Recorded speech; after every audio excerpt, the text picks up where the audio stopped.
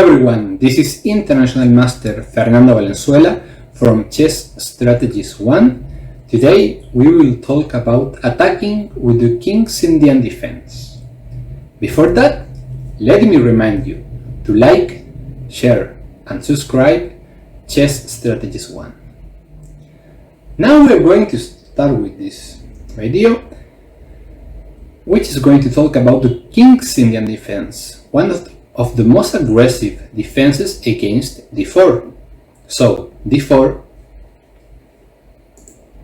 knight f6, c4, which is the most principled way to play for controlling the center with white in this variation. Now g6. g6 is one of the moves which characterizes the King's Indian defense because we want the bishop to go to g7, controlling the big diagonal, and we will see what the bishop will do next. After knight c3, bishop g7, e4, d6 and knight f3, we are just going to castle, and after bishop e2, just e5. Now I need to say that white indeed has a lot of ideas to play against the King's Indian defense, but many of them are not really challenging for black. This is the most principled way, just controlling the center, developing pieces, castling, and try to punish black. Why would white punish black? What has black did wrong? Okay, I'm going to explain. In general, in openings, we want to control the center, but here black is not really controlling the center. I mean, black played some, let's say, ugly moves like d6, and now he's playing e5, but look at this.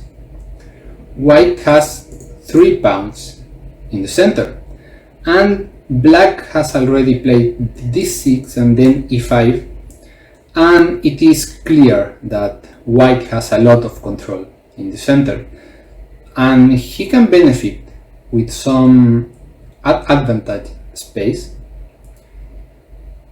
advantage with d5 at some moment. So yeah, I will say black's play is not really principled. It is what we call hyper-modern chess, not really controlling and dominating the center since the first moves, but this has some advantage, and we are going to see next. Now white is not really interested in taking the pawn, because after d takes, you can see that the control in the center is not that strong, because we just exchanged some pawns, and yeah, there exists a really nice tactic. After queen takes d8, rook takes d8, and knight takes e5. Here you might think that white has just won a pawn and black made some mistake before, but no, this is not the case. Here black has a very well-known move in this variation, which is knight takes e4. And now after knight takes e4, just bishop takes e5, and yeah, the material is equal, and black has a rook in a very good file, and the bishop is perfectly placed in the big diagonal. So yeah, this is not at all a serious try for white. So white thinks that this central tension on e5 and d4 is not a problem at all, and he just castles. And now black is playing one of the most principled moves, which is knight c6. I forget to tell you, but this is a game between Mark Taimanov and Miguel Najdorf. It was a game, a very old game from 1953, and this is one of the first games where black played the King's Indian in this way. I mean, nowadays pretty much everyone knows the typical plans, but it is thanks to this game that everyone knows, because this is a well-known, a super classic game of the King's Indian. So what is doing black? Black is just challenging the center. Why? Because if white just play, I don't know, rook e1, just trying to make a useful move, then it takes d4, knight takes d4, and I am sure you will see the trick, the easy tactic for black, just knight takes c4. Yeah, I mean, everything is okay tactically, because if knight takes c6, just knight takes c3, knight takes d8, knight takes d1, and after knight takes f7, for example, just knight takes f2, and yeah, you can see that black is already better in material.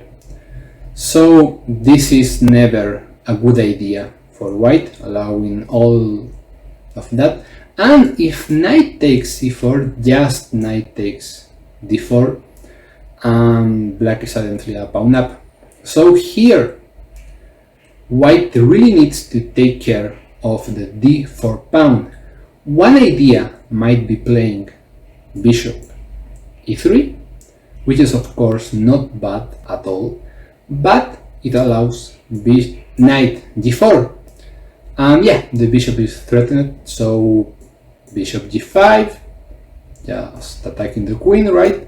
But f6, attacking back the bishop, and after the bishop retreats, just knight h6, and okay, this is not really an easy game for anyone, but it is not clear that white is better. So here the most principled move is d5, just challenging the knight, and now the knight is going to move again. The move is knight e7, and to be honest, here the knight is a little bit misplaced on e7 for now, but he's going to get rid of this, and black is even going to attack with this very important knight on e7.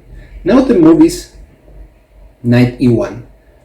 Okay, now I need to explain you something about this structure. White wants to attack on the queen side. Why white wants to attack in the queen side? Because he has more space on the queen side. Just look at these pawns. So white wants to play c5, maybe he wants to play b4 or a4 too, and just start pushing the pawns. He has a lot more space, so the pieces are going very smoothly to the queen side. By the other hand, black wants to attack the king. That's why this video is named Attacking the King's Indian Defense, because we want to attack. And the attack is very straightforward, just trying to play f5 and then f4, g5, g4, and so on, attacking the white king. So now black is going to play knight d7. Bishop e3 is an important move because white wants the bishop to be in f2. Because in f2 the bishop is going to attack in this diagonal and defend on f2. So it is the best square for the bishop.